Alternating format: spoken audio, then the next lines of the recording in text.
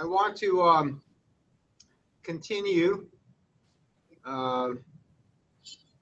with another session on critical thinking, and we had discussed about arguments, deductive arguments, inductive arguments, and so today I like to talk about what I want to call weak arguments.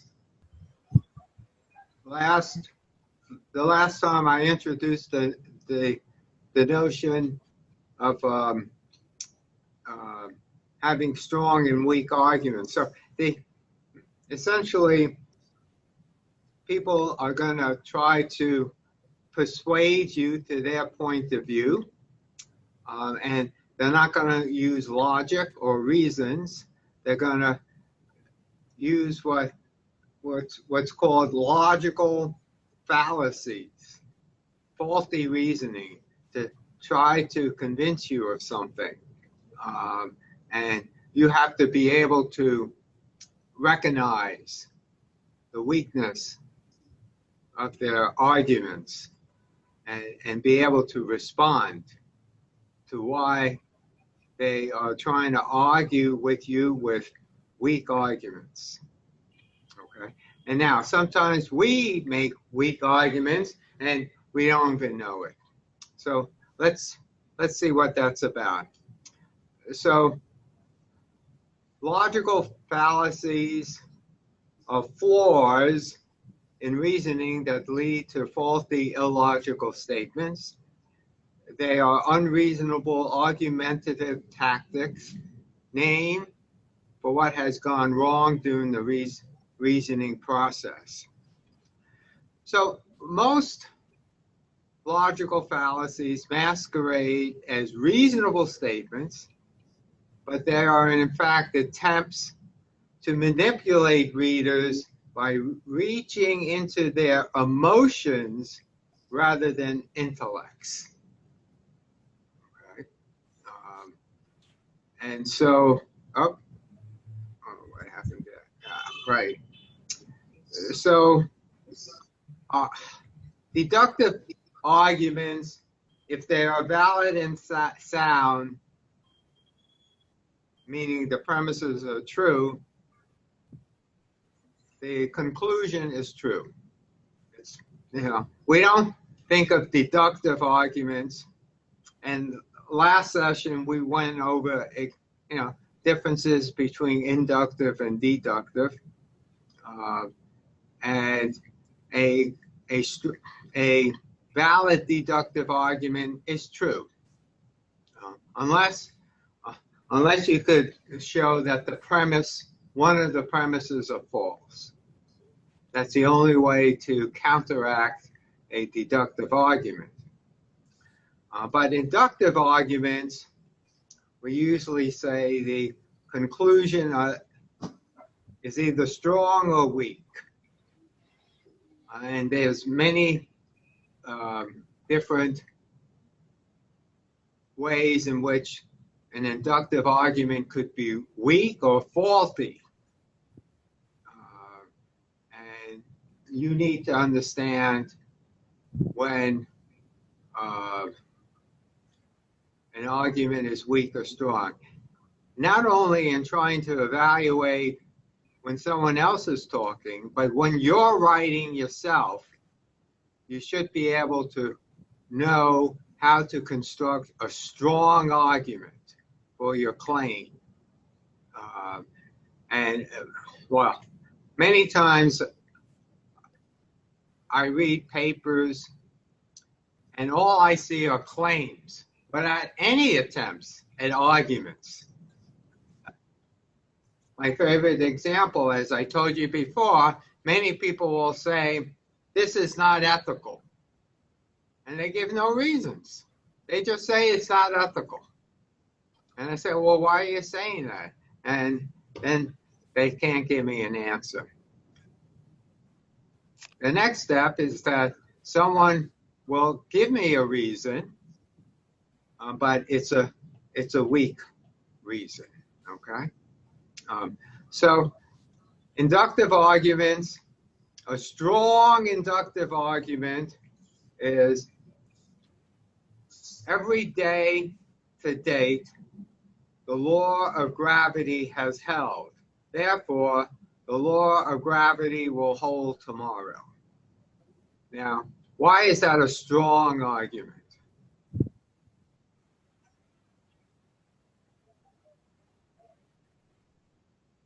Because premise is true. Well, I wouldn't say it's, well, what do you mean when you say it's true? I mean, when you say, I would reserve that statement to like, Joe is taller than John. Fact? Is it the fact? Well, I mean, well, when you say it's true, what do you mean by that?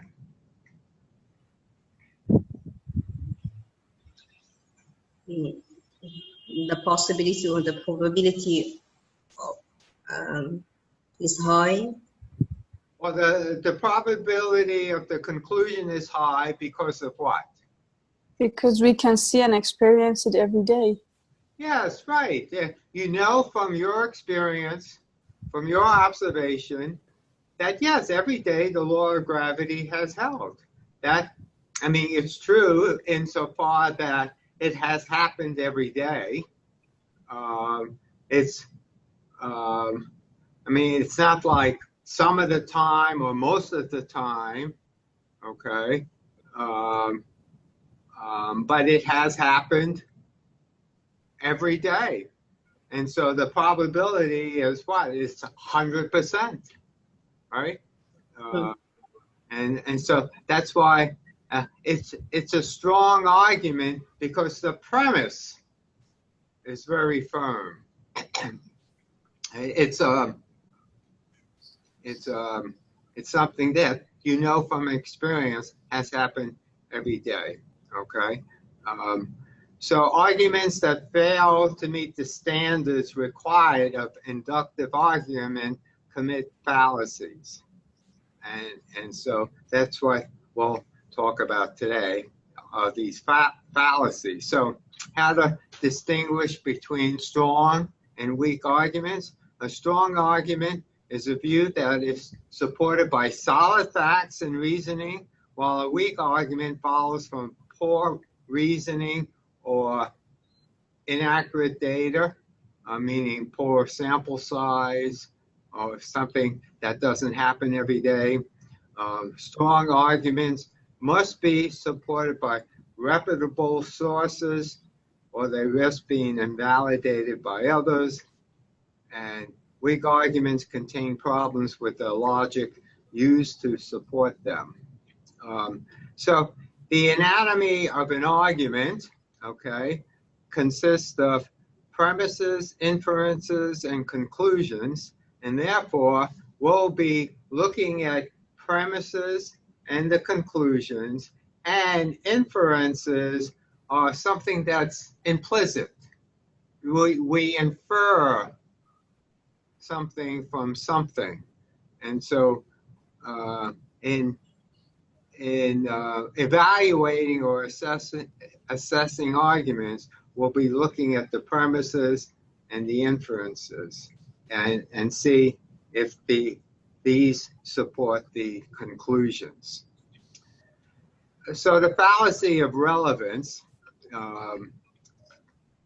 essentially means relevance fails to provide an adequate reason for believing in the truth of the conclusions. Their attempts to persuade people by non-logical means, like I referred back before, by appealing to emotions. Okay. That has no relevance whatsoever to argumentation. Okay. And hence, we're going to look at all these examples of what is being called fallacies, because the the tactic being used to persuade you has no relevance to logical thinking. Okay? Well, let's see these examples. One example is called an ad hominem. Okay, that's Latin to the man. So essentially, we make an argument that attacks someone's appearance, personal habits, or character rather than focusing on the merit of the issue at hand. The implication is that if something is wrong with this person, then whatever he or she says is wrong as well. So, for example, how can you say Mohammed's position on abortion is true when he's been in and out of drug rehab for 3 years? So essentially, you're attacking the man and not the argument. And because you're attacking the man or the woman, that is you're trying to say that's your reason why his position on abortion is wrong. Well, whatever Mohammed or any other person does in his or her personal life has no relevance to the argument at hand. So that's an ad hominem. So you're making it personal. So another example, Sarah is divorced, so whatever relationship advice she gives you can't be good. So you're saying that because Sarah is divorced herself, then whatever she says can't be good. So it is the suggestions that Sarah gives, not who she is, that deserves attention. Sarah's marital status has nothing to do or is not relevant to the quality of her advice. Isn't it also possible that Sarah could be married and also give bad advice? All right, so you don't want to make it personal, okay? So also another point in view, again, the arguer suggests that her opponent's view is unacceptable because of some negative character trait. You're attacking the person rather than the argument. Okay, so for example, people who say hazing in the military is wrong are just a bunch of wimps. He's a liar, so there's no reason to listen to him. Okay? But Ginsburg arguments are nothing but trash. Ginsburg was a marijuana-smoking homosexual and thoroughgoing advocate of the drug culture. Okay? So, Henry? Yes. I cannot see your screen. I can see only the first example. All right. Oh, I see. That didn't advance. I'm trying out these new things. And so this was when I was talking about Sarah. Sarah is divorced, so whatever relationship advice she gives you can't be good. So just because she's divorced doesn't mean she can't give good advice about relationships. Even if she's married, it's possible that she could still give awful advice. So you're attacking the person rather than the argument. So the same thing, the arguer suggests that her opponent's view is unacceptable because of some negative character trait. So essentially, again, you're attacking the person rather than the argument. So for example, he's a liar, so there's no reason to listen to him. Well, maybe that's true, but but you want to hear the argument itself rather than attacking the person. So another type of fallacy is an appeal to authority. Okay, so this fallacy occurs when an arguer cites an authority who there is good reason to believe is unreliable. Okay, you should recognize the following instances of inappropriate appeals to authority. So the implication is that if someone is an expert, then whatever he says must be correct. So this is the opposite of the ad hominem. The ad hominem says, well, this person does this and that, and hence that's why the argument is not good. Here is the opposite. You're saying this person is a great researcher, or blah, blah, blah, and therefore whatever he or she says is true. So let's say you're having a discussion with somebody and you're trying to decide whether a certain argument is strong or weak, and then someone says, well, I know I'm right because John, who is has good grades, says it's good. That's an appeal to authority, all right? Or I know this is true because the president of the university says it's true, all right? So that's an inappropriate appeal to authority. So let's try this. So inappropriate appeal to authority. Most immigrants who enter this country wind up in jail or on welfare.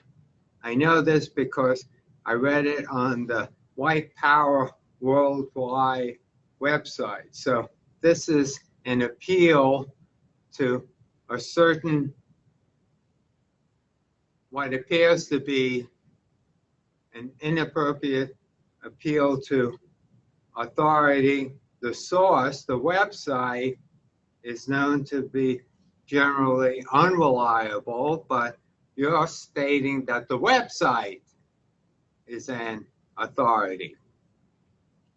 So another example, Dr. Stanford Higginbotham, a leading social philosopher, has argued that capital punishment is always morally wrong. Given Dr. Higginbotham's impressive credentials, we should conclude that capital punishment is always morally wrong. So again, we have here the source's claim cannot be settled by an appeal to an expert opinion. So again, that's an appeal to an inappropriate authority. Now, something similar, what's called an ad hominem circumstantial, the arguer suggests that her opponent's view is false because the opponent has something personal to gain if it's accepted. So, for example, of course, France opposed the war on Iraq. They got millions of dollars of contracts at stake. We should disregard that scientist's argument because they're being funded by the logging industry. So just because someone may have a conflict of interest with an entity doesn't necessarily mean their argument is wrong. You may be suspicious about that, so for example, in journals, we say that people should declare their conflict of interests. So this way, you could be aware of a potential conflict of interest, but that doesn't necessarily mean what they're saying is wrong, just because they have a potential conflict of interest. Another one, ad hominem, I'm not sure if I know how to pronounce it, to cork, U2. The arguer suggests that her opponent's position is inconsistent with their own beliefs or actions, and therefore the position is false. So, so you're saying the one who is making a statement is has committed a certain action, and that's why the argument is wrong. So, for example, you're telling me to stop speeding on the highway.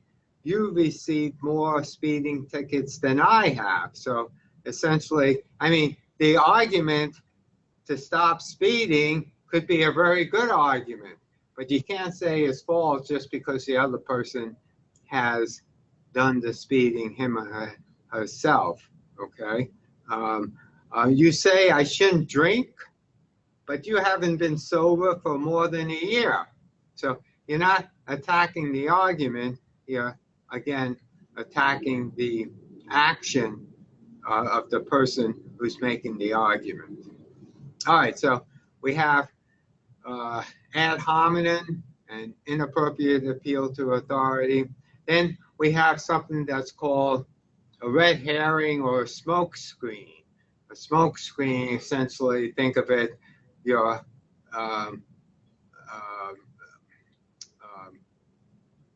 setting up a screen with smoke, so you're trying to hide the argument by having the person look at something else. So essentially, the arguer, the person who's trying to convince you of something, changes the subject and take you down a different, unrelated path. So environmentalists are continually harping about the dangers of nuclear power. All right, so that's one. So the argument is about the dangers of nuclear power. And then goes on to say, unfortunately, electricity is dangerous no matter where it comes from. Every year, hundreds of people are electrocuted by accident. Since most of the accidents are caused by carelessness, they could be avoided if people would just exercise greater caution. Okay, well, I mean, it started out by talking about nuclear power, and all of a sudden, they're talking about electricity and electrocuted by accident, had taken you down a totally different pathway. Another fallacy is guilt by association. So, so the arguer suggests her opponent's view should be rejected because the opponent is a member of a perceived disreputable group, or the views of the opponent are also held by persons of a disreputable group. So nationalized healthcare programs are unacceptable because they are the sort of things that communists support. All right, so you're saying nationalized healthcare programs are unacceptable. Rather than trying to explain why they're unacceptable, you're making an appeal by guilt by association. Well, the communists support it, so it has to be wrong. Or politician X once spoke with the leader of the KKK. Well, that may not be a good thing, but that doesn't necessarily mean that what this politician is talking about is false. So you can't say, oh, he's a member of the KKK. So another popular fallacy is jumping on the bandwagon. Okay. The arguer appeals to the sheer number of persons who agree with the belief or the popularity of the belief as evidence that it's true. Okay. Well, for example, because the majority of Americans believe in UFOs, unidentified flying objects, they must exist. That many people can't be wrong. 4 out of 5 dentists recommend brushing with pure cane sugar. Okay, I mean, it could be that the majority is wrong. Okay, or common practice. It could be that just because most people do it this way doesn't necessarily mean it's correct. Appeals to pity. The arguer tries to get you to accept their view on grounds that they will be harmed if you don't do something. So I really need you to give me an A in this course. I know I didn't do that well, but an average grade will bring my grade point average down. Just do as I ask before you give me a heart attack. Okay, again, that all this has no relevance to the arguer's point of view. Appeals to force tries to get you to accept their view on the grounds that you'll be harmed if you don't. So it's an attempt to motivate you from fear rather than logic. So you're an animal rights activist. I'll consider changing my views if I were you, because most of us here on the prairies are beef farmers and we don't care too much for your kind. Okay, so appeals to force. Again, well, I think we went over this before. Attempts to manipulate an emotional response in place of a valid, compelling argument. So instead of facts, persuasive language is used to develop an appeal to an emotion-based argument. Emotion, fear, envy, hatred, pity, pride. Okay, and so the fallacy is when an emotion is used instead of a logical argument. And here's a list of negative and positive emotions. So another appeal to emotion is comes in advertising. When you go in shopping malls, they try to get you to buy things and they play on your emotions. A real estate ad that shows a happy young family with children moving into the home of their dreams. A politician who argues that the other party is going to cut spending and that will have a negative impact on your grandmother's living, on social security. A political ad that shows the candidate shaking hands with the community. Here's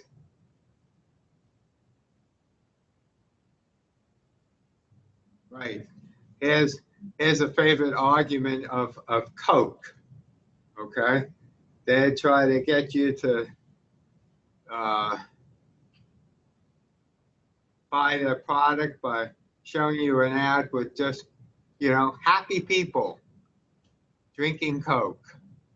Okay, and oh wow, that looks good. I think I'm going to buy some Coke. All right. So this is, another type of ad. Stop climate change before it changes you. So this is an appeal to a negative emotion, right? Stop climate change before it changes you. So who the heck wants to look like that?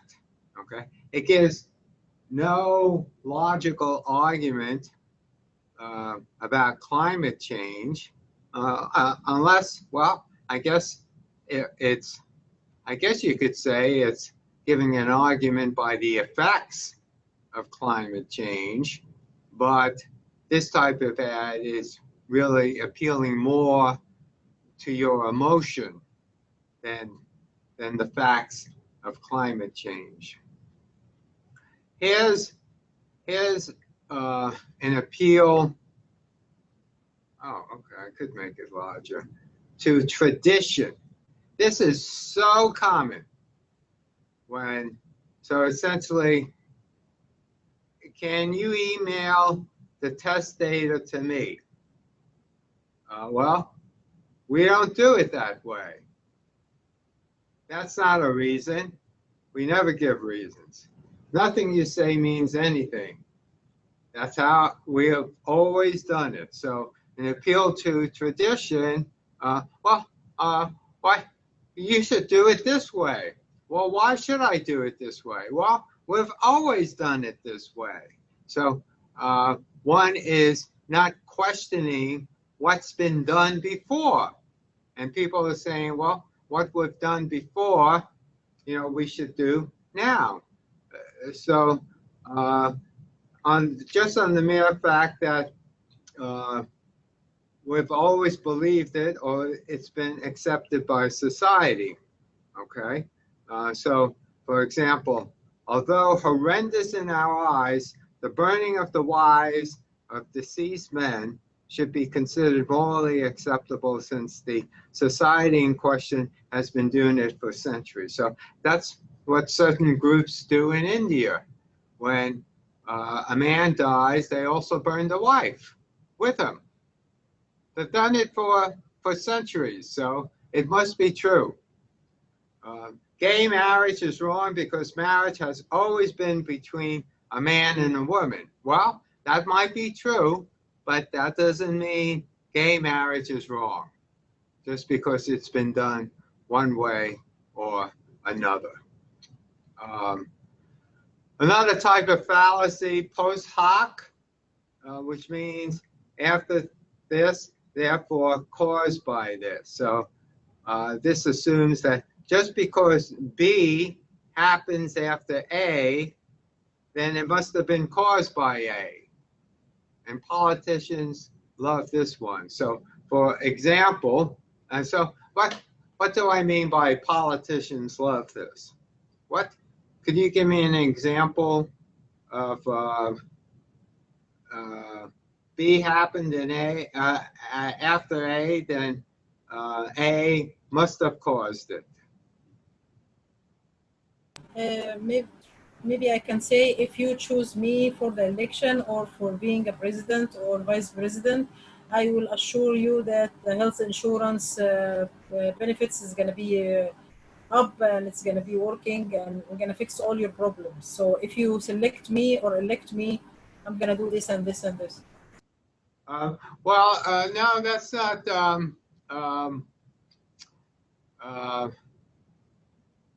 exactly the same thing. Essentially, as I said before, something has happened. And it happened after A. So let's say B happens. And it happens after A. But just because B happens after A doesn't mean that, well, C happened as well, and D happened as well. So maybe it was C that caused B, or maybe D.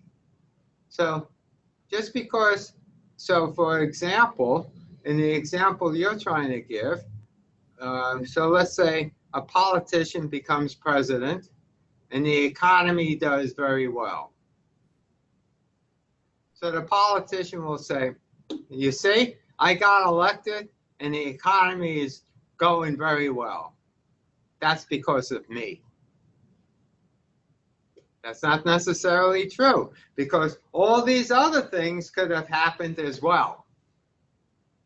Or maybe it happened, before A.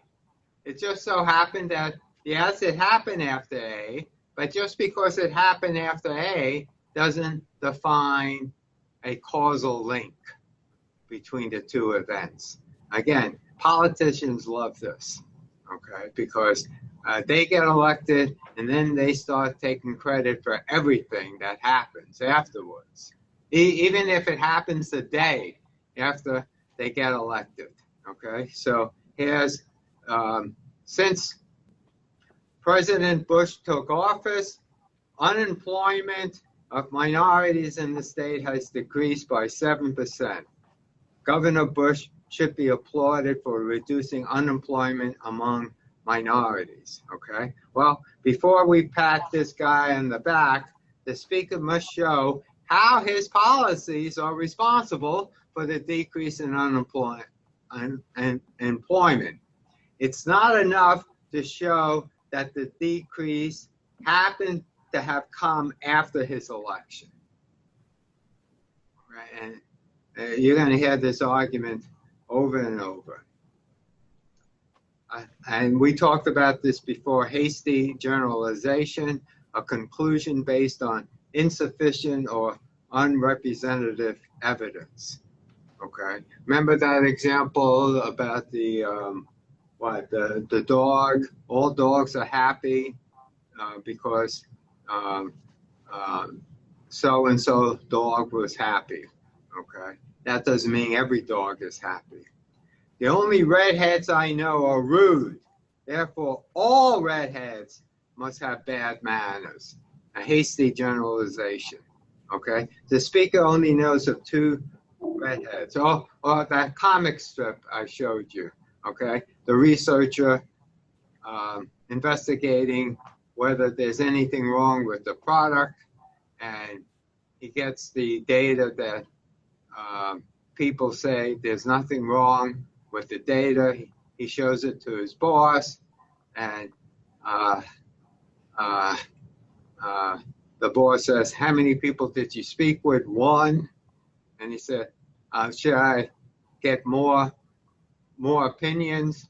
And the boss says, "No, 1 is enough." Okay, but that's again insufficient evidence. More on generalization. So any argument that draws a generalization based on a small or unrepresentative sample size. 75% of the people who responded to our poll via email has had some college education. So therefore, 75% of all Americans have some college education. Okay, well, what's wrong with that argument? The poll is not representative of all Americans. And why is that? So we don't know the number, but it couldn't representing all the Americans. But why Maybe- not representative? Maybe all college students had time to respond to emails. Okay, it could be that. All right. Or it was only sent to university students, colleges. Well, first of all, they didn't send it to people in colleges. They just sent it to anybody. And so Maybe Oh, right, maybe okay. the poll itself was about specific matter that doesn't concern all Americans. well, if you do a poll via email, the issue is an unrepresentative sample size. Well, you didn't. If you do a poll by email, that doesn't necessarily mean that you've gotten the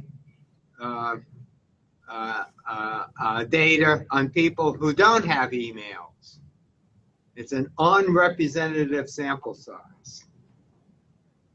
And so just because 75% who responded via email have some college education, you can't say 75% of all Americans. It's not a representative sample size. Again, be careful about the unrepresentative sample size.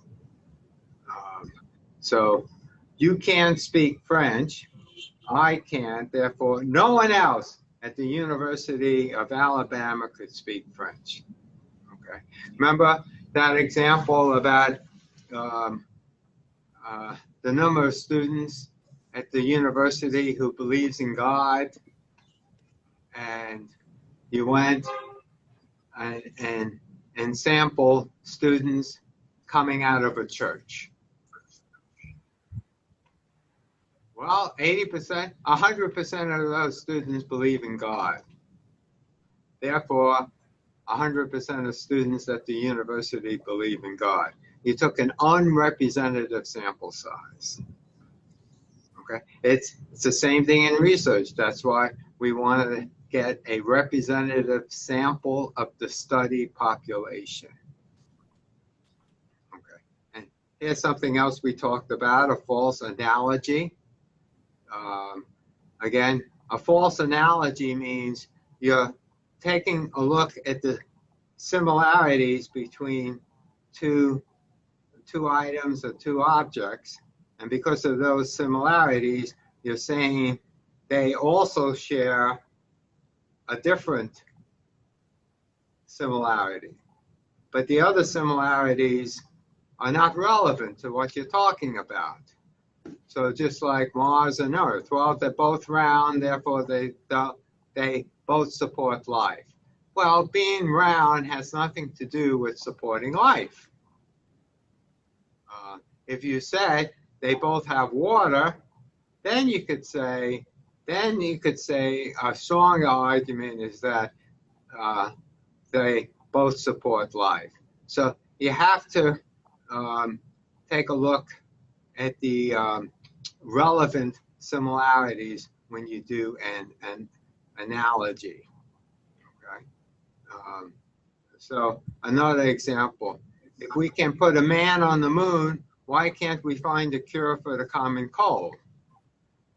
Well, you're trying to compare things that's related to science and saying, well, right, we use science to put a man on the moon. Why can't we find a cure for the common cold? Well, science, it's not all about science. It's the type of science. So this is, again, a false analogy. Now, here's something that is a little bit particular. It's called the straw man. How to win an argument against science. Yikes, I can't fight that argument, but I have an idea. Let me build a straw man, and it's better. I could attack a straw man, a weaker argument, and by doing that, I'm going to persuade you against this argument. So the arguer makes her own position stronger by misrepresenting her opponent's position as being a weak argument or incredible about something else. So here's an example. Let's see now. And given my contributions to this paper, I think that I deserve to share credit with the first author. And the mentor, so fame is more important to you than science. Is that right? And so, well, I didn't say that. Oh, so now I'm senile too. So it's so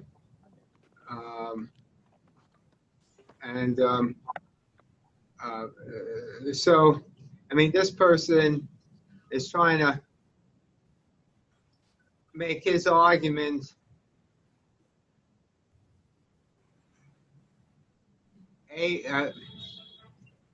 better able to attack. Then I mean, this is a strong argument. Well, given my his argument is my contribution to the paper. And this guy is saying, oh, so fame is more important to you than science. And so it's now switching gears, it's now using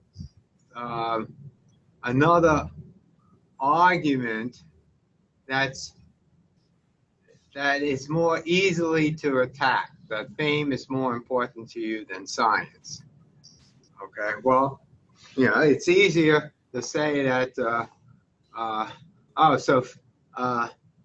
so you're not saying that science is more important than fame. That's an easier argument to attack. So this person is building up a straw man. Straw man made out of straw could be attacked more easily. Here's another example.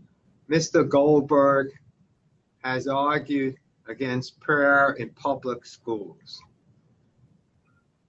Obviously, Mr. Goldberg advocates atheism. So essentially, the original argument was about prayer in public schools. And now the other person said, well, Mr. Goldberg advocates atheism. Well, that might be an easier argument to attack. And so if you attack atheism, so atheism is what they used to have in Russia. Atheism leads to suppression of all religions and replacement of God by an omnipotent state. So essentially, the person has switched arguments and now is attacking atheism, which is easier to attack than prayer in public schools.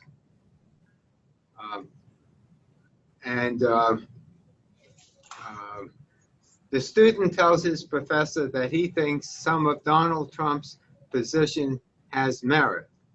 And the professor says he can't believe that the student believes in racism. Okay, that's an easier argument to attack racism than some of the other positions that Trump may say. Senator Smith says the nation should not add to the defense budget. Senator Jones says that he can't believe that Senator Smith wants to leave the nation defenseless. Okay, so not adding to the defense budget may be a good point of view, but and Senator Jones wants to attack it by saying, oh, you want to leave the nation defenseless? Now that's an easier argument to attack. Oh, he wants to leave the nation defenseless. Oh, no, I don't want to do that. Well, then you can't cut the defense budget. But switching statements here. Another fallacy is an either-or false dilemma. That occurs when you claim there's only two possible outcomes, and one of the options is necessary or preferable. Either go to college or forget about making money. This falsely implies that a college education is a prerequisite for financial success, or essentially saying, well, you have two choices. You go to college or forget about making money. And, well, making money doesn't sound too good. So, all right, I'll go to college, okay? It's a false dilemma is what parents use on their kids, okay? You either eat your dinner or go to sleep now. Well, all right, I'll eat dinner, okay? And, you know, I used to use it on my kids all the time, okay? All right, you know, eat your broccoli, or you can't go out to play afterwards. all right, I'll eat my broccoli. Okay, that's how you argue for your kid to do something. Okay, another false dilemma claims that there are only two options, and again, one is unacceptable, so we have to accept the other. Okay, when in actuality there are other alternatives, but you give only two options. Okay. If guns are outlawed, only outlaws will have guns. Oh, well, that doesn't sound too good. So let's not outlaw guns. Okay. Another false dilemma at the presidential debate. I stand against going to war. And the opponent says, well, since you are against war, you must be against our troops. Okay, and so and the audience says, oh my gosh, against our troops? Is she really against our troops? So again, it's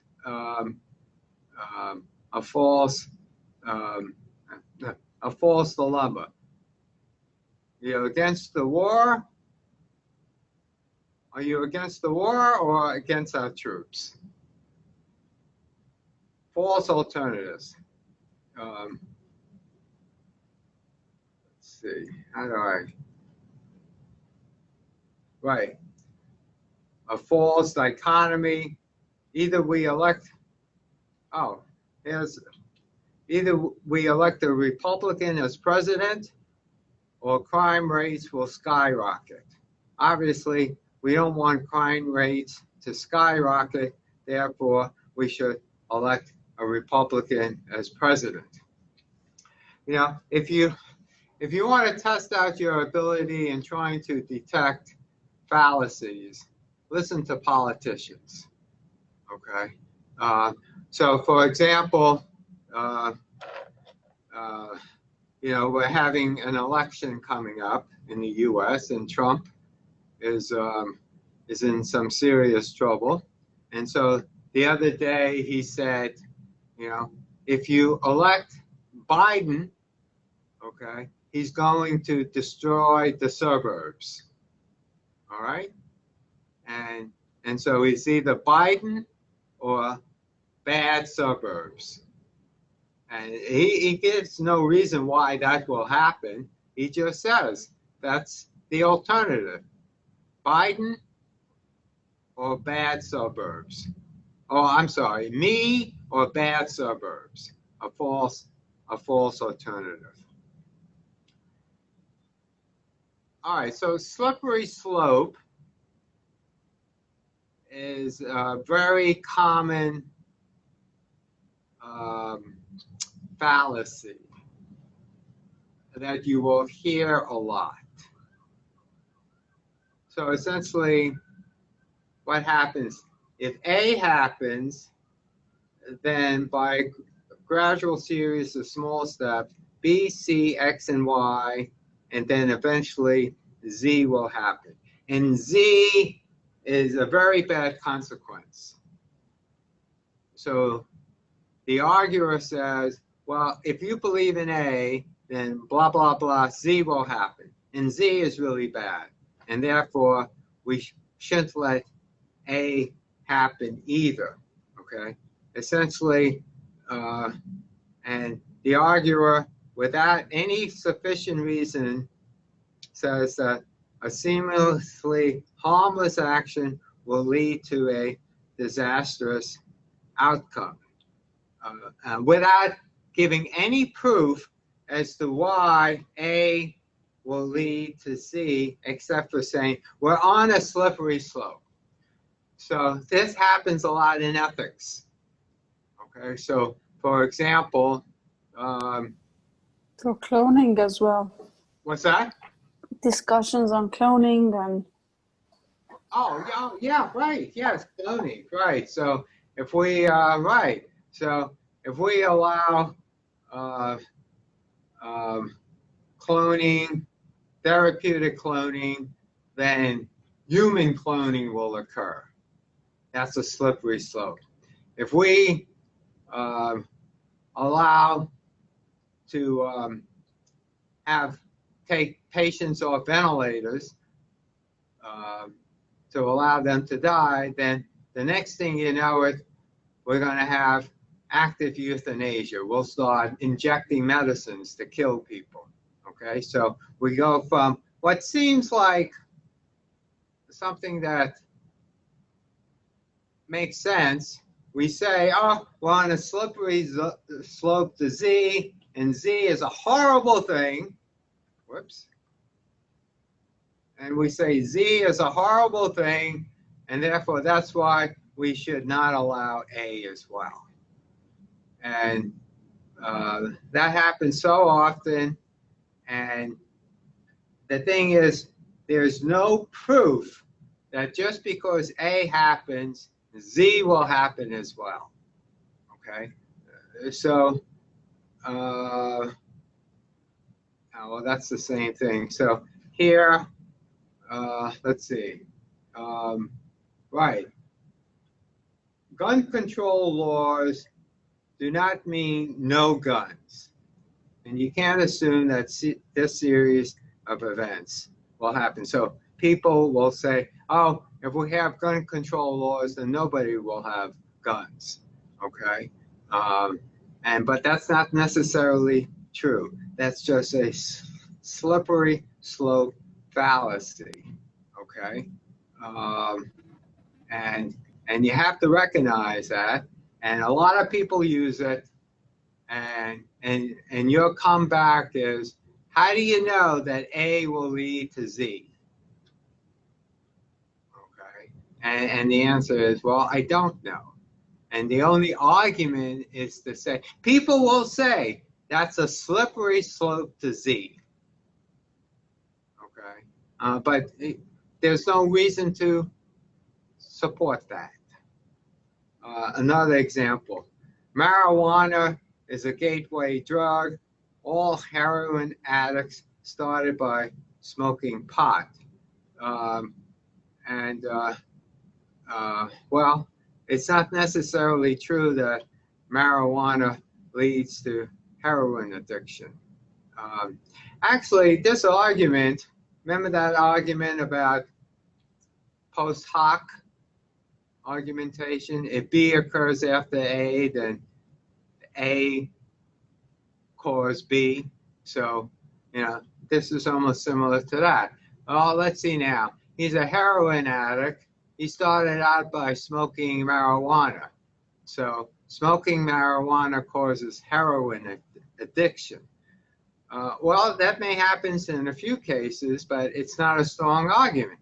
There could be other things that could have occurred that caused this person to be a heroin addict. So essentially, you have B, A comes before B, and you're claiming that A caused B, just because B happened after A. But there could be other things, like a bad family situation, a breakup in a marriage, okay? All these other things could have been happening as well, okay?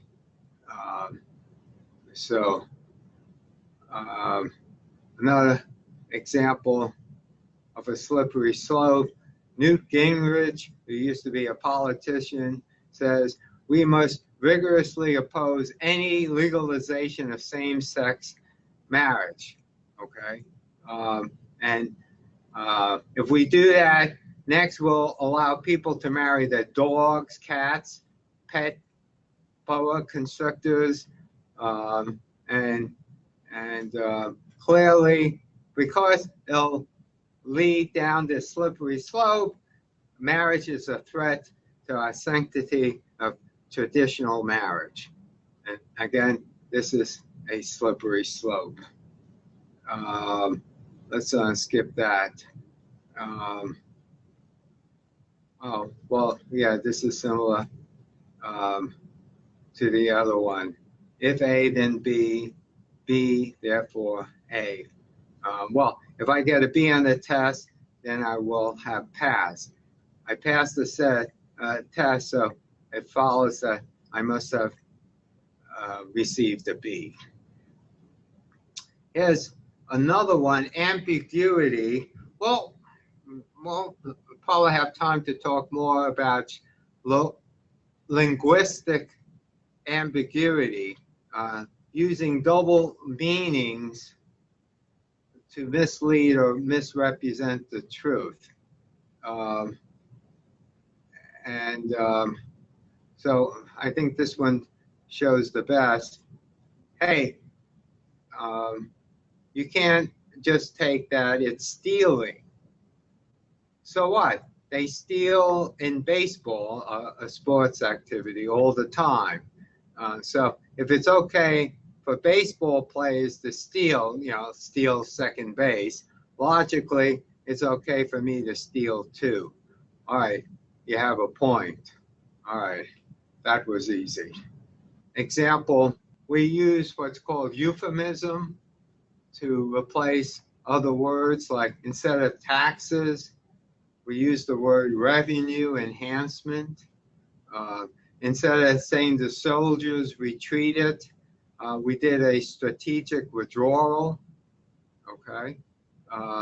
Instead of saying dead innocent civilians, we use the word collateral damage, okay? We use other words to describe something. Something that's called a genetic fallacy, when a claim is accepted as true or false based on the origin of the claim. So instead of looking at the merits of the claim, it's based on its origin. My parents told me God exists, therefore God exists. It's almost like appeal to authority. My parents told me God exists. My 6th grade teacher, Mr. Harris, said that all women are bad drivers, so it must be true. I have known the mayor since I was 5 years old, so if she says the commissioners are corrupt, then it must be true. So again, this sounds almost like an appeal to authority. Genetic meaning that it must be in the DNA. Here's another one. The media claims that the senator was taking bribes, but we all know about the media's credibility. So discredits the source or origin of an argument instead of the argument itself. So again, it's almost like in this case, it's an inappropriate appeal to the origin of the source, almost similar to inappropriate appeal to authority. Here's something begging the question. Is essentially the conclusion to be proved is actually assumed in the premise as well. I mean, usually the premise supports the conclusion. Here, the conclusion is the same thing as the premise, where the strength, usually the premise is used to prove the conclusion, but the premise itself is essentially the same as the conclusion. So you're rearranging, in order to prove the conclusion, you rearrange the conclusion and it looks like the premise. So here, wrestling is dangerous. That's the conclusion. And the premise is because it's unsafe. It's the same thing, but just changed around. Jogging is fun. Why is it fun? Because it's enjoyable. It's the same thing. Unsafe means the same thing as dangerous, and fun means the same thing as enjoyable. Jogging is fun. Why is that? Well, because it's enjoyable. Well, that's the same thing. That's the conclusion stated differently in the premise. So the premise doesn't add anything to the conclusion. So that's why it's circular. It goes around and around and around. Here's another example. Let's see. Oh, I'm sorry. So supports the conclusion by restating it as a premise. I know she loves me because she told me so. And you don't lie to someone you love. It's the same thing. Murder is morally wrong. This being the case, it follows that abortion is morally wrong. Well, this may be not the best example of that, but essentially, you're saying abortion, you conclude abortion, well, maybe it is. Abortion is morally wrong because murder is morally wrong. Well, you've said the same thing. I mean, if you think that abortion is murder, but you're saying that in the premise, that doesn't give you an additional reason why abortion is wrong.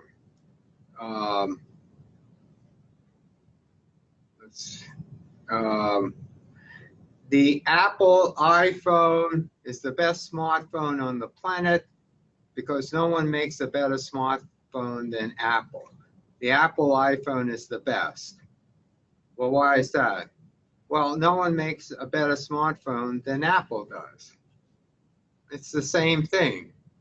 The premise repeats the conclusion.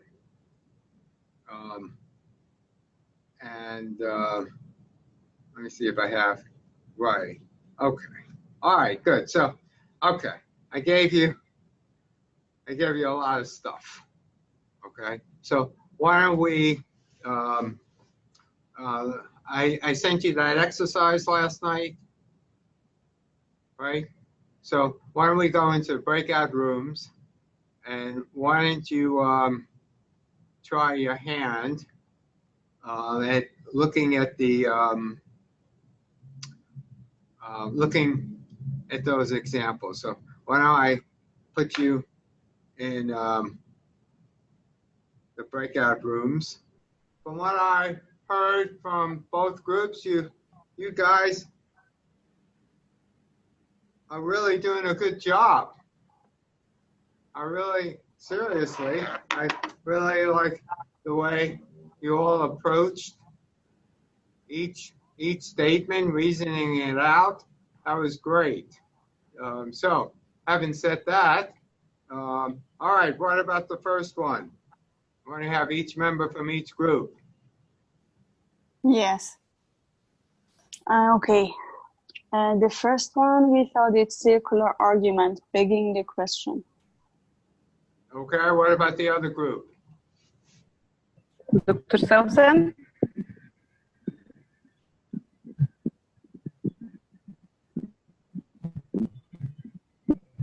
Saeed, what did your group say? So we also agree. Okay, all right, that was easy. Yes, begging the question. Yes, begging the question. I'm sorry, I have problems with the computer. Okay, that's okay. All right, good. What about the second one? Bandwagon. Bandwagon. Okay, what did the other group say? We actually had going back and forth between appeal to emotion, poisoning the will, and genetic fallacy. Explain.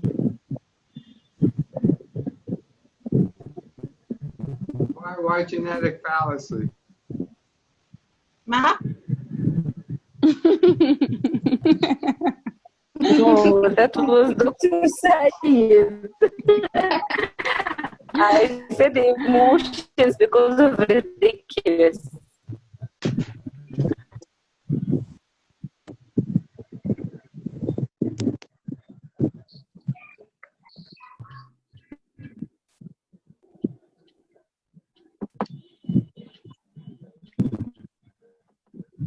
I think we agreed on emotions because of ridiculous, right? Well, Yeah. Hello? ridiculous is not an emotion, but you're concentrating on the right word. So they're trying to refute the argument that the legalization of drugs will not promote their use. And they're actually appealing to another argument, a more ridiculous argument. The idea that everyone will become instantaneously addicted to drugs. Now, the first sentence, I mean, you have to, you have to understand that argument. But instead of that argument, you have another sentence. That sounds ridiculous. So in order to refute a strong argument, or what appears to be a strong argument, okay, you substitute something else.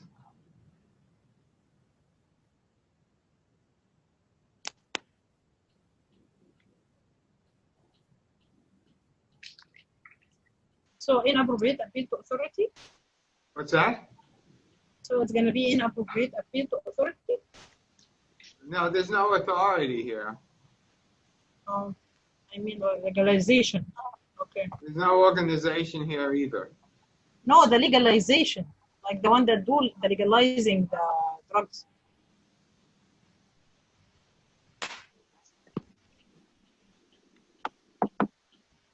So, appeal to tradition? no, there's no tradition here. Sorry, I got disconnected. Are we still on number 2? Yeah, we're still on 2. Okay. So, the first statement is stating an argument will not promote their use. And the second one essentially says, well, the notion that everyone will become instantaneously addicted, okay, well, this is a little bit different from the examples I gave you about a straw man.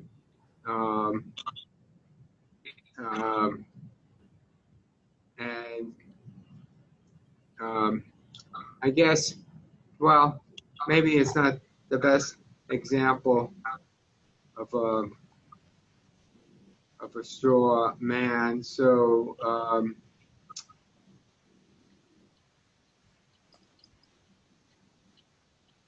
maybe it is more to what you said in the beginning, an appeal to somewhat of an emotion.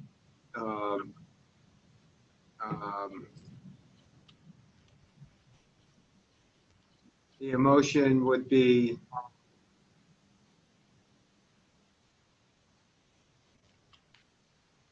I don't know what word to use. I was telling them about something I heard before, like, you know, like making marijuana legalized in different states because it shows like promising results for treating epilepsy. So maybe if this belongs to this sentence, it can be appealed to emotion.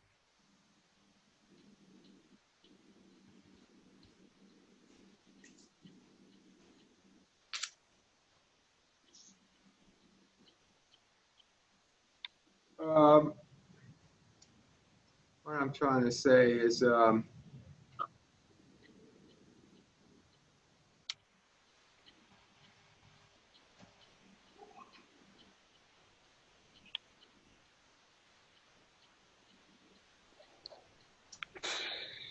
well, it's a straw man in the sense that instead of creating a weaker argument, you're creating another argument that's is actually you're you're replacing one argument with another. I think both sentences are opposite to each other.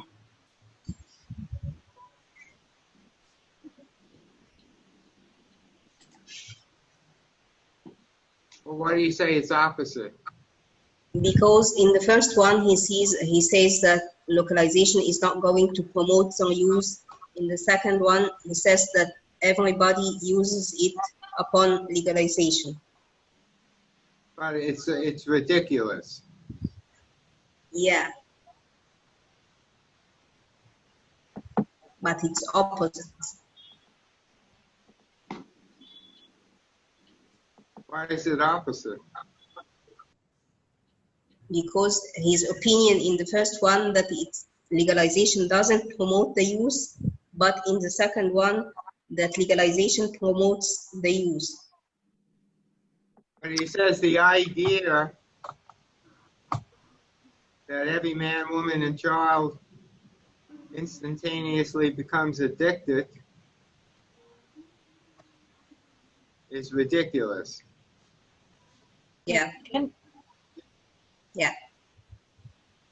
So isn't that the same idea? Yeah, it's the same idea, but with no logical explanation. It's like, this is ridiculous, so you have to hate it. And that's why still it's playing on emotions. Right, Yeah, yeah, but- now I'm saying, I do agree with your first answer that it's a appeal to, it is an appeal to emotion. I'm just trying to think of what emotion it is. Incredulous, or so I think appealing to emotion is probably the best answer. Okay. So can we say generalization since he's saying every man, woman, child? No. We said disgust, negative emotion, fear, anxiety, guilt, anger, sadness. Right. Relief Maybe or anxiety. hope. It's more of an appeal to emotion. Yeah. All right. What about 3? We said strawman. All right. Yeah, we said so. What's that? We said so. Oh, man. We said the same. Good. Here you're creating aid to Russia, and that's a strong, it could be a strong argument, but now you're creating a weaker argument that you could attack. Okay, good. 4? False dilemma. The other group? The same. Yeah, either or false dilemma. You say what? Either Same. or dilemma. I'm sorry? The same, we chose the same. Oh, okay. All right, good. Great. You're on a roll. What about 5? Begging the question. Okay. The other group? The same. Being All right. Good. 6? 6, we said ad hominem. Yeah. All right. Good. Excellent. 7? Authority fallacy. We said slippery slope. All right. Yeah, slippery slope. I mean, it's like first was the, oh, wait a second. There we go. All right, first, well, let me do it this way. Oh, yeah, here we go. First, it was the urine test. Blah, blah, blah, okay? And if a police state ever occurred, It was first. It was the civil rights, urine test, blah blah blah. Then I'll just keep on talking about it. All right, good. What about this one here? We had two ideas, circumstantial ad hominem and smokescreen. Okay, either that. What did the other group say? We had two ideas too, circumstantial ad hominem and argument from popularity. Argument from popularity.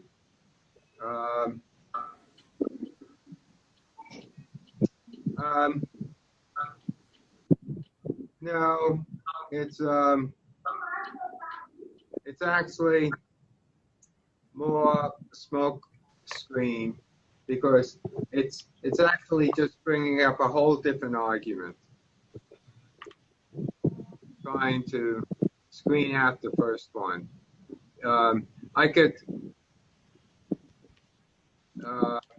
I don't think, well, circumstantial, well, it's not really saying something negative about this company. And so I think it's more the smoke screen.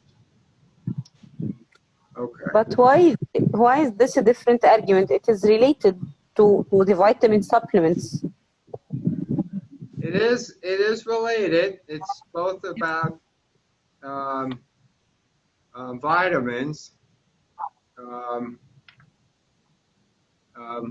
but it's there's nothing negative about it. Yeah, when we think that it could be positive, that we are assuring that she really knows what she's talking about, we thought of argument from popularity. So no, everyone working for a large manufacturer could say everything true. Well, what's the popularity? Where does that come from? The popularity of her working for a large manufacturer. Well, why is that popularity? We thought that not everyone should be talking in the right way, or we cannot generalize this. But you're not saying that.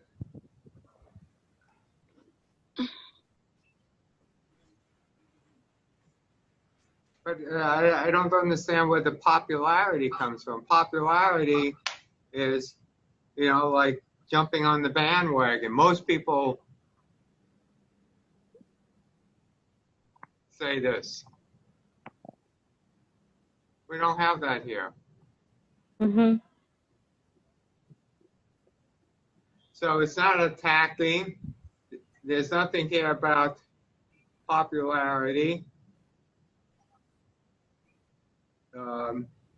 So it's completely going off target. It's still talking about vitamins, but it has nothing to do about the mere fact that she's working for the company doesn't mean she knows what she's talking about. It's, okay.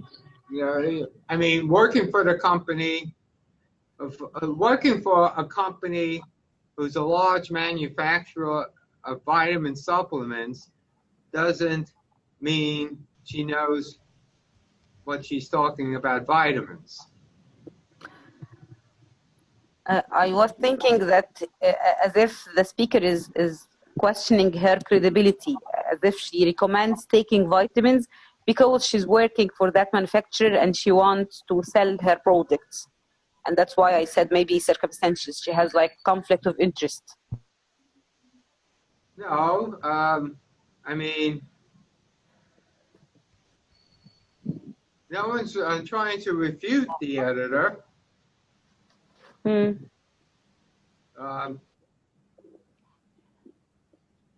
The speaker is saying she must know what she's talking about. And the reason is she works for this large company. Well, that doesn't make any sense whatsoever. Yeah, if we are reviewing the way she's talking, yeah, it has nothing to do with her working in the large manufacturer. Right, that doesn't mean she knows what she's talking about, but that's the Yeah. argument. Okay, and Okay. it's almost. I mean, if you wanted to say something, you could almost say it's something like appeal to authority in the sense that she works for a large manufacturer. So if you wanted to say appeal to authority, meaning she's authoritative because she works for a large company, that would be close. That would be close. Okay. Okay. All right, what about the second one? Argument from popularity. Okay, and the other group? The same. Okay, good. Excellent. All right. What about this one? Number 3, smoke screen. Smoke screen. Okay, and the other group? Yeah, the same. Okay, excellent. Very good. All right, 5. Oh, there is no 4. Okay, 5. Argument from envy. Envy. Where's the envy? It says he's owned Max for years. No, we're on 5. Oh, sorry.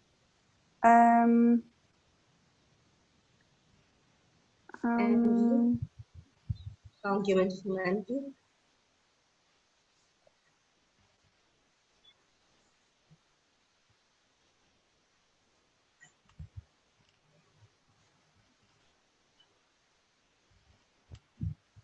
Where's the envy here? Who's envious of whom?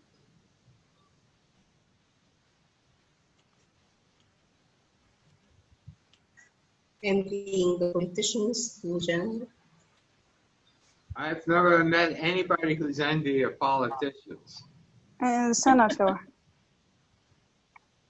A what? He says, so what if the senator accepted the little money? No. Well, they're trying to give the argument that, all right, the senator accepted a kickback. And the argument is, well, most of them are corrupt. It happens Generalization. all the time. What? Okay, it happens all the time. Yeah, it's common practice. I mean, the argument is that we're envious of politicians. I'm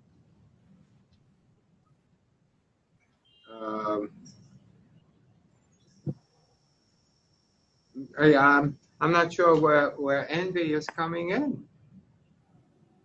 We are wrong. Yes, we made a mistake. Okay, no, that's fine. I think some of you talked about from tradition. That would be a close call too.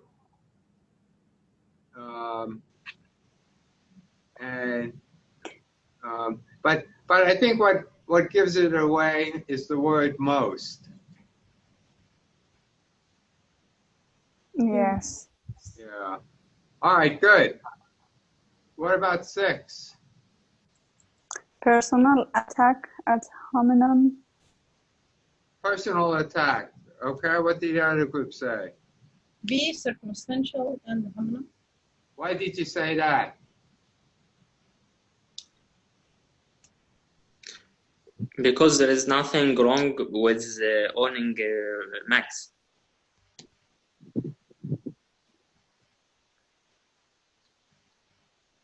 Well, no one is attacking Parker, but they're attacking the fact that, well, what do you expect him to say? Meaning that you can't believe him what do you expect them to say? Now, we're not saying Parker is a liar, a cheat, okay? We're not attacking him personally, but we're attacking the fact that he owns Mac for years. It's circumstantial. It revolves around him. It's not him per se.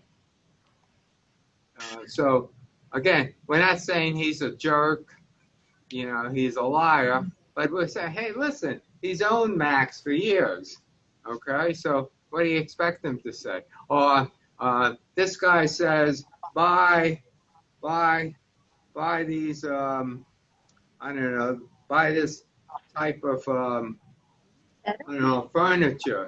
But what do you expect him to say? He owns stock in it, or his family owns the building. I don't know, something like that. Okay. So you're not attacking him, but you're attacking the circumstances that he's related to. All right, good. All right, so what about this? 7, begging the question. Why do you say that? Because it's the same. It says, how do I know God exists? It says, how do you know he doesn't? What did the other group say? Misplacing the burden of proof. Yeah, I think that's more like it. I could see how you're saying begging the question. I don't know. Begging the question would be, God exists. Oh, yeah, you're right. How do I know Both should say the God same thing. exists? Yes. It's close to begging the question.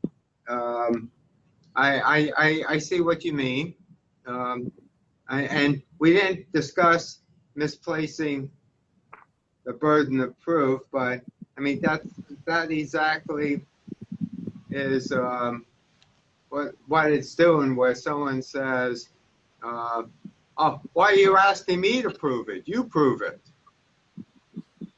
Okay, I mean the burden of proof is on you, not me. You want to say he's guilty?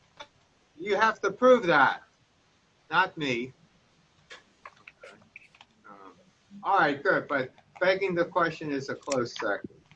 All right, now what about 1? No fallacy. No fallacy. What about the other group? Post hoc. Post hoc. Okay. I agree with both of that in the sense that it does look like B. One is saying B is true because A came before it. Okay. Now, in the example I gave you, I said, okay, after he was elected, the economy went well, therefore, he must have caused it.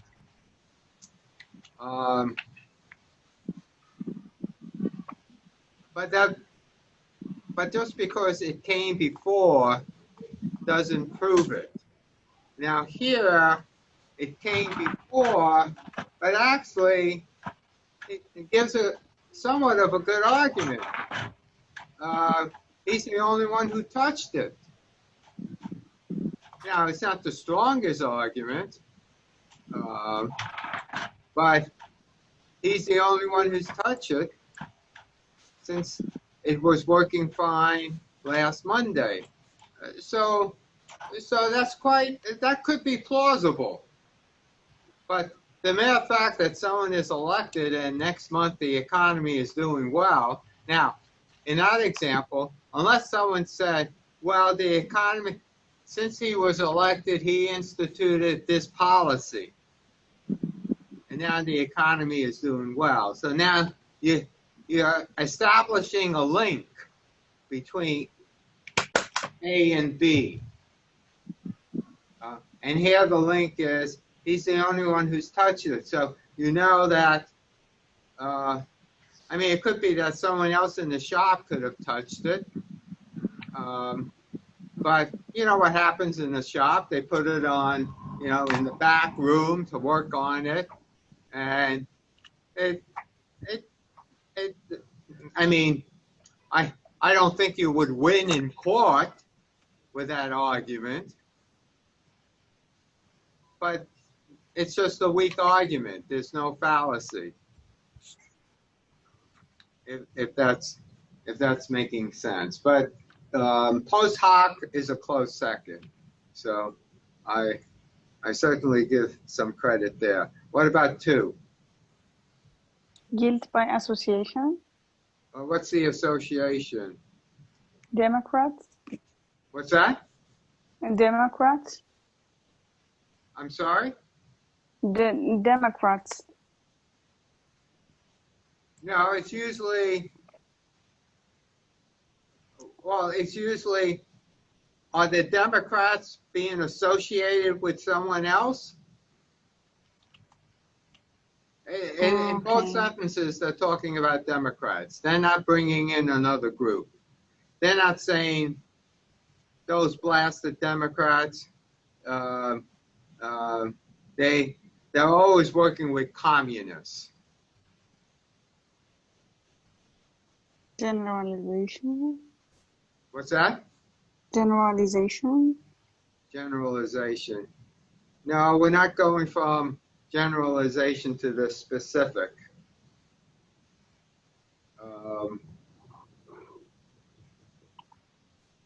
What did the other group say? Smoke screen. Smoke screen.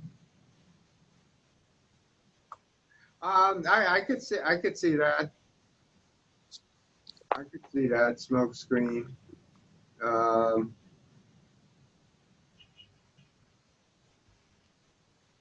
Yeah, I like that answer. I was going to say genetic fallacy, where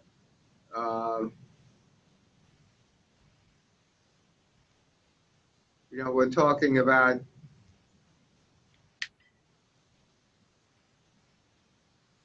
their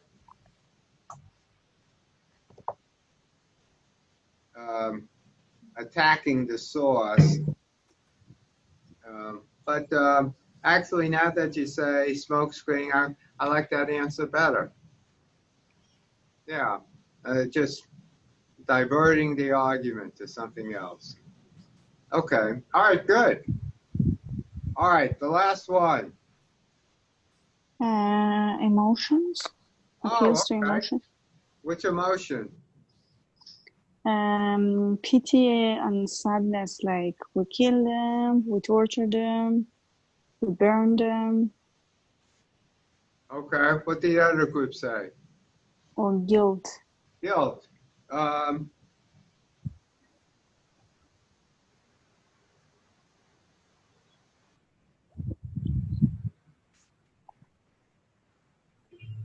Who's being guilty?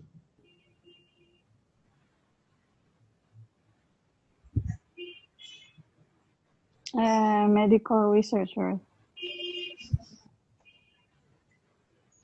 Oh, you're saying they're guilty. Well, I do think it's more,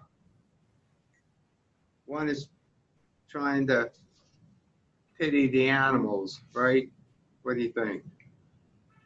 We burn and torture them. Yeah. They are scared to death. So it is more out of pity. All right. All right, that's very good, guys. You're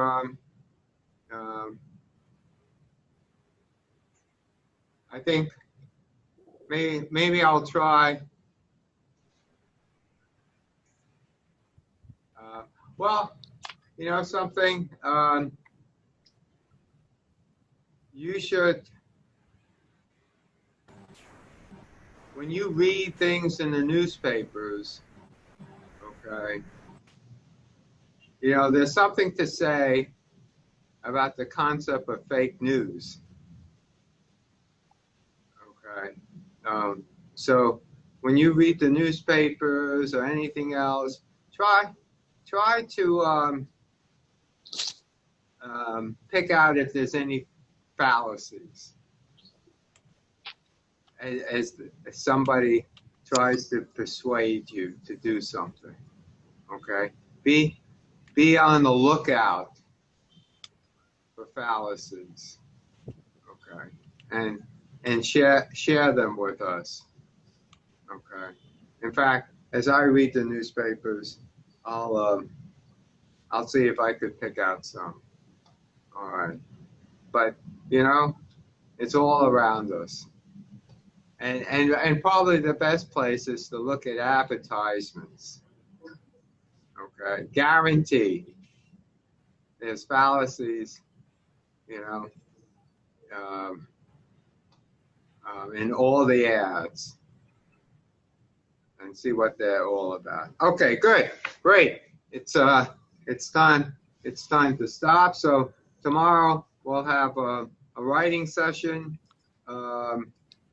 And let me see if she has any handout, but the person who gives this, Isabel May, she is just wonderful, engaging, and you'll really like that. And then in the afternoon, we'll go more about the research process. Okay. All right, good. Any questions? Thank you. No? No, thank you. Always take that. Okay. All right, guys. Have a good rest of the evening. However longer that might